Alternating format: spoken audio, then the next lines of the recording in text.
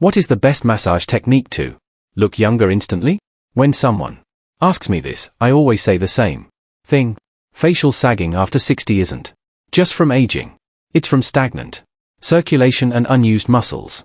And if you don't wake those muscles up, no cream or serum will firm your skin, no matter how expensive.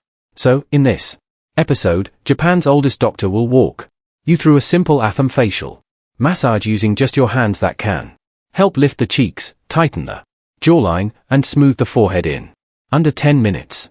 The most effective way to make yourself look younger. Welcome back to the Senior Health Podcast. Today, you'll hear step-by-step how to perform this 9-part massage ritual, rooted in Japanese facial therapy and backed by modern lymphatic research to help your skin feel fresher, brighter, and more alive. He's over 100 years old, still treating patients, and considered a national treasure in Japanese medicine. Doctor, welcome. I know people have been waiting for this one. Yes, John. This one is close to my heart, because I've watched too many patients over the years feel like their faces no longer reflect their spirit.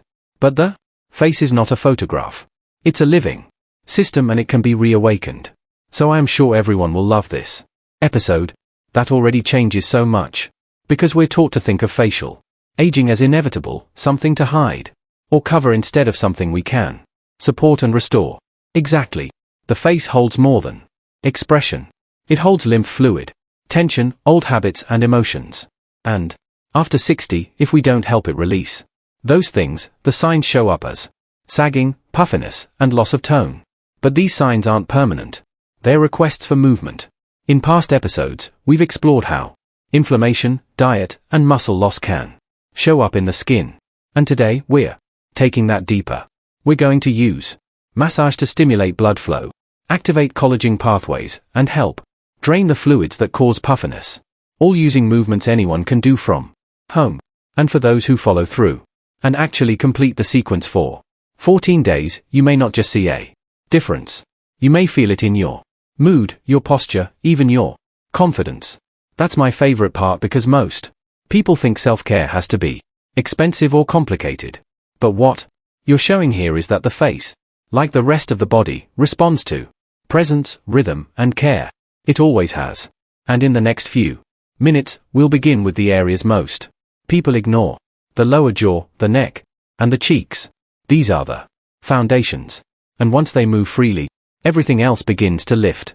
I'll be honest, I started doing this massage 2 weeks ago just to prepare for the show. And the first few days, I didn't notice much. But then one morning, I looked in the mirror and thought, I look more like myself. And that surprised me because I wasn't trying to look younger. I was just trying to look less tired. And that's the real result.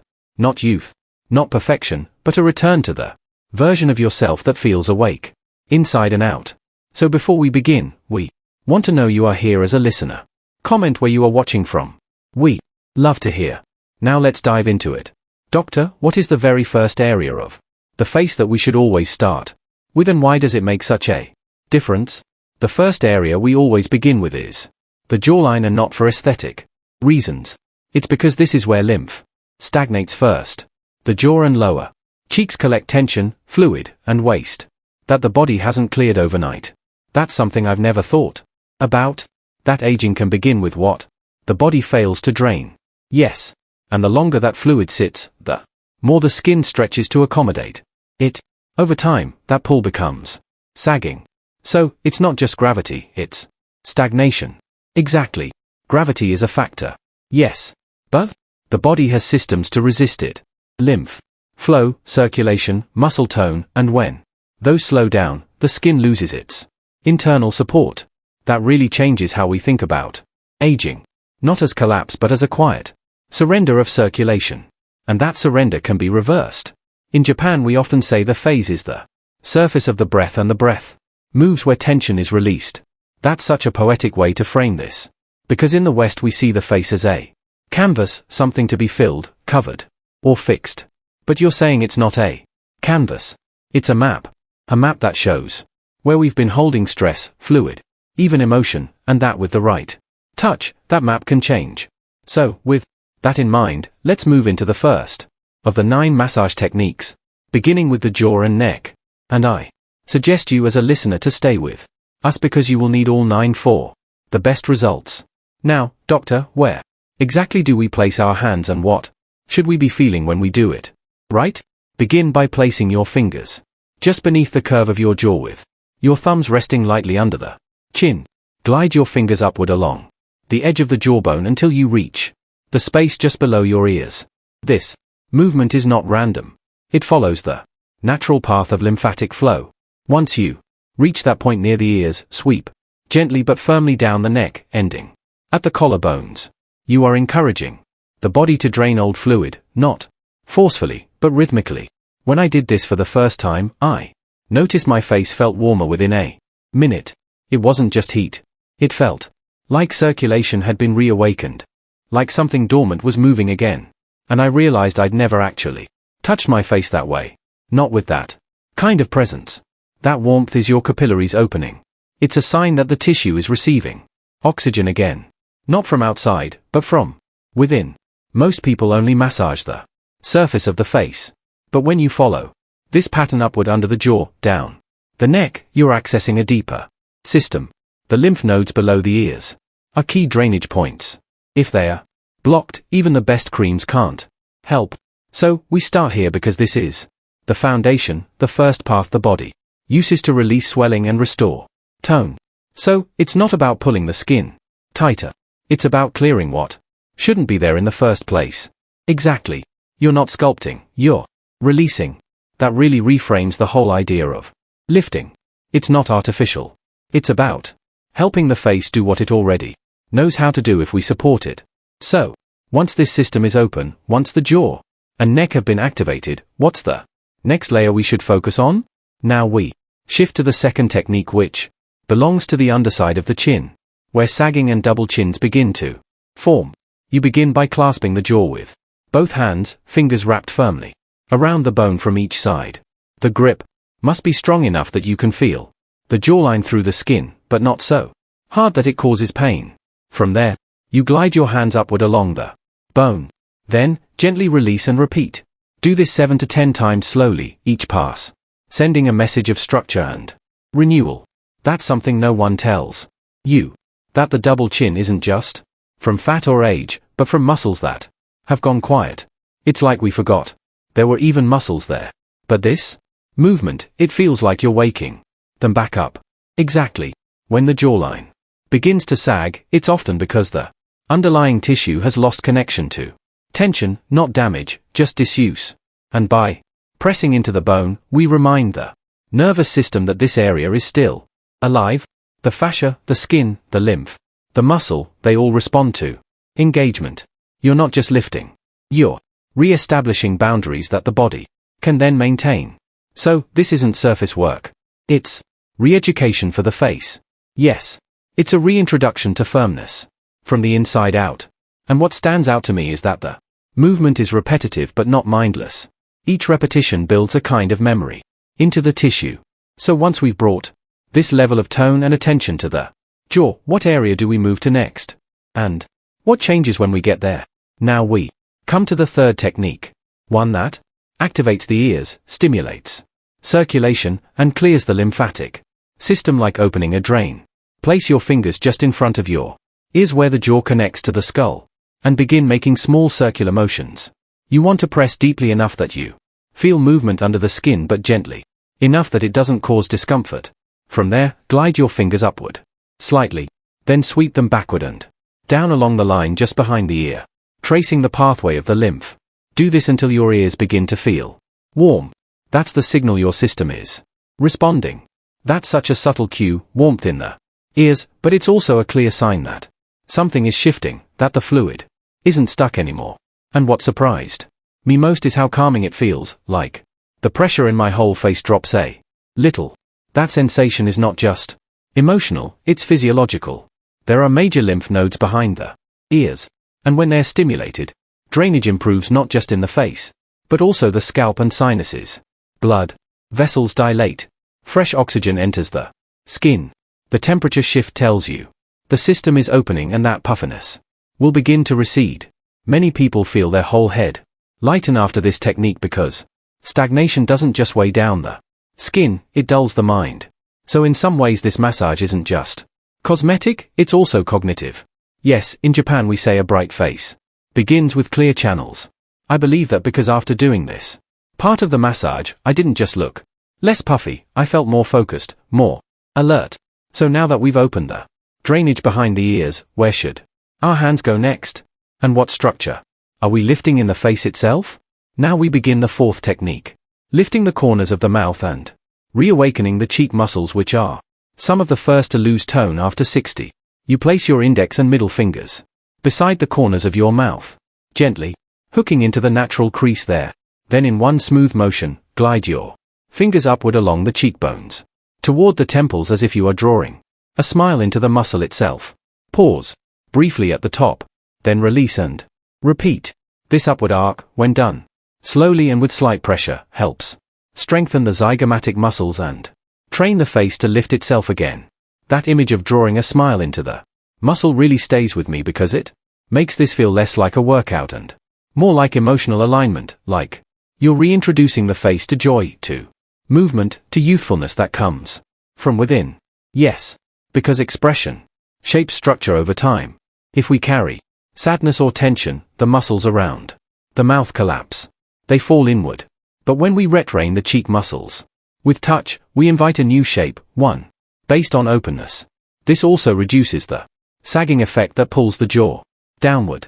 With the daily repetition, many people notice their entire lower face becomes lighter, not just in how it looks, but how it feels.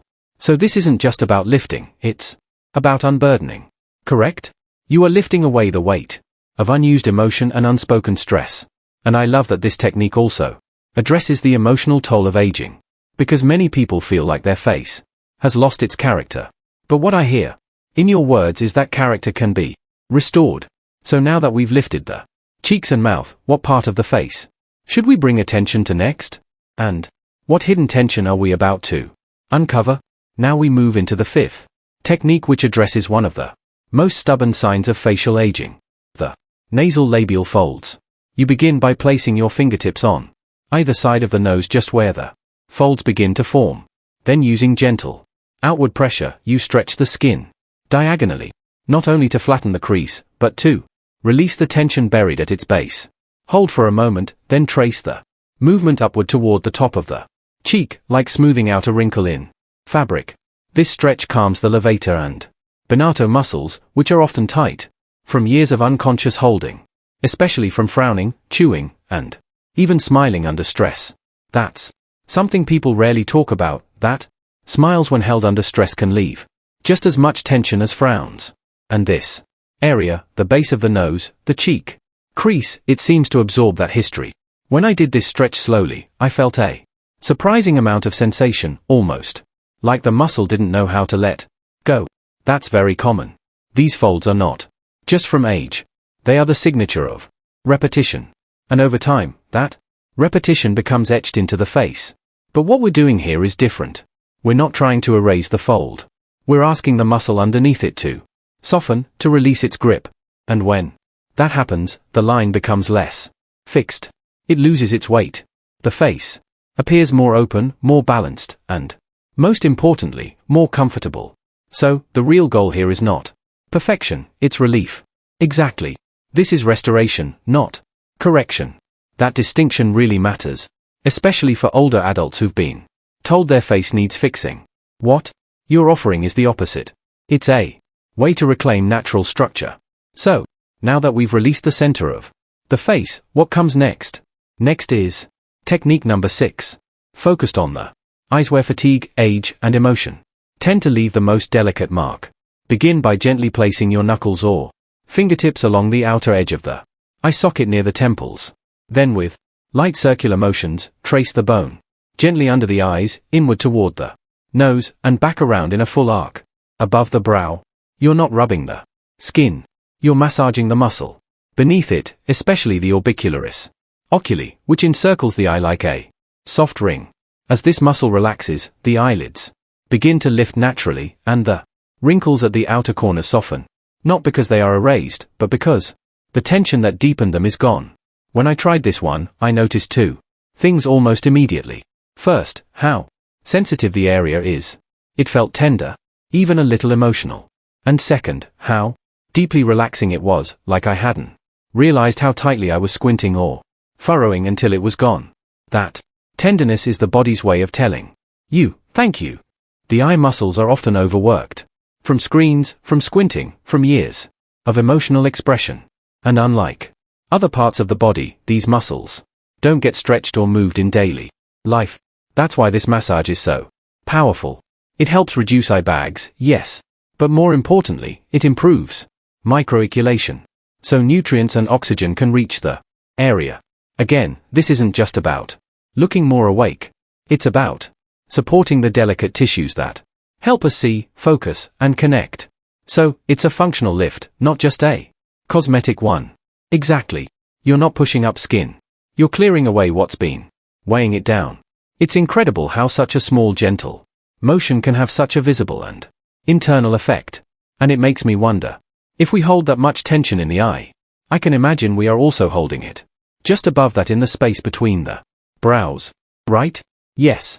This is the seventh technique focused on the space between the eyebrows where frown lines often settle like a shadow of worry.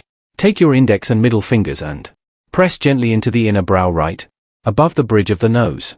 Hold for a few seconds, then move outward in slow, horizontal strokes along the brow line, as if smoothing the tension away. You'll notice the skin here may feel tighter, more resistant. That's because the corrugator supercilii muscle, which pulls the brows together, has likely been overused. Stress, light, sensitivity, and habitual concentration all create tension here that doesn't release on its own. But with repetition, this massage helps soften the deep furrows and restore ease to the upper face. That's the line so many people call the 11s. Those twin vertical creases that make us look angry or stressed even when we're calm. And for years, the only option people were offered was injections. But here, you're showing there's a way to help that muscle soften itself from the inside. Exactly. Botox freezes this muscle, but massage teaches it to let go. That's a very different relationship. You are asking the body to participate in its own healing. And over time, that creates changes that are not only visible, they are sustainable. You'll notice more space in your expression, more lightness in the eyes. And often people say they feel less reactive simply because this tension is no longer pressing inward all day. So, this isn't just face work, it's nervous system work. Yes. And it's often the most transformative for those who carry invisible stress. That's a powerful reminder because the face doesn't just show age, it shows habit, defense, fatigue. And when we meet those things with touch instead of force, something deeper begins to change. So once we've softened the center of the face, what about the top where lines tend to stay, even when the rest of the face lets go? Now we move to the eighth technique, lifting the forehead and releasing the adhesions between the skin and skull. Begin by placing your fingertips just above the eyebrows. Then press gently upward toward the hairline. Hold for a few seconds. Then use a gentle rocking motion to shift the skin from side to side as if checking how freely it moves. Most people find that this area is surprisingly stiff. That's because over time the fascia here becomes stuck to the underlying bone, creating horizontal lines and restricting the blood flow. By freeing that connection, we restore mobility. And mobility leads to softness, flexibility, and a forehead that lifts naturally. That's something I never considered, that the skin on the forehead could actually get stuck. I always thought wrinkles here were just from repeated expressions. But you're showing that it's also about adhesion, about the skin losing its glide. Exactly. The skin should move like silk over the bone, not stick like tape. When it becomes fixed, even neutral expressions look strained. But once you release these adhesions, the skin breathes again.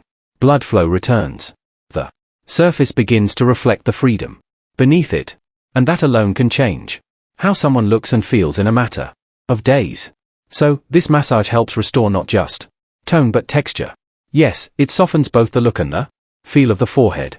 It's amazing how something as subtle as rocking the skin can signal so much to the body that it's safe to soften, safe to move.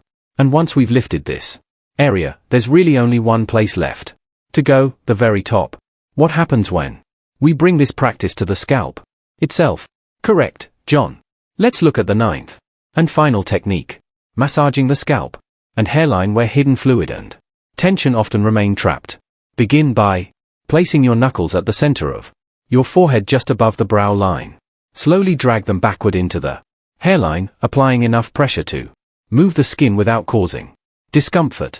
From there, use circular motions across the scalp, especially along the top and sides to gently release tightness and improve circulation. These movements stimulate lymphatic drainage in the entire upper face and also help prevent swelling that often settles overnight in the eyes and forehead. I'll admit, when I first tried this part, I thought it seemed unnecessary. But within seconds, I felt a release I didn't expect. Not just in my head, but all the way down my face. That's because the scalp is part of the same system. If the top remains tense, fluid has nowhere to go.